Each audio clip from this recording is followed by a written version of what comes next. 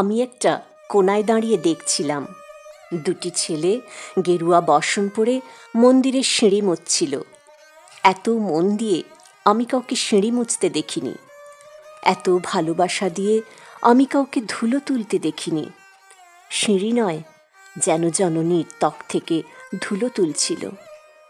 এভাবে কেউ সিঁড়ি থেকে ধুলো মুছতে পারে এ আমি কোথাও দেখিনি। স্থিতপ্রজ্ঞ মহারাজকে জিজ্ঞাসা করলাম, এই ছেলে দুটি কে? মহারাজ মৃদু হেসে বললেন, একজন নিউক্লিয়ার ফিজিসিস্ট, একজন IBM-এর 6 লাখ টাকার চাকরি ছেড়ে এখানে এসেছে। সিঁড়ি ধুতে এসেছে। যে সিঁড়ি দিয়ে মানুষ ওপরে ওঠে তা যেন পরিষ্কার হয়। মহারাজ চলে গেছেন। সন্ধ্যা নেমে আসছে গঙ্গায়, আমার ভেতরেও নামছে সন্ধ্যা।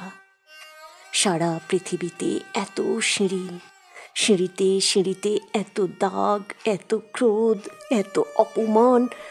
আরতি শুরুর আগে মনে হলো, যে সিঁড়ি মুছতে পারে না সে কোনোদিন মানুষের চোখের জল মুছতে পারবে না।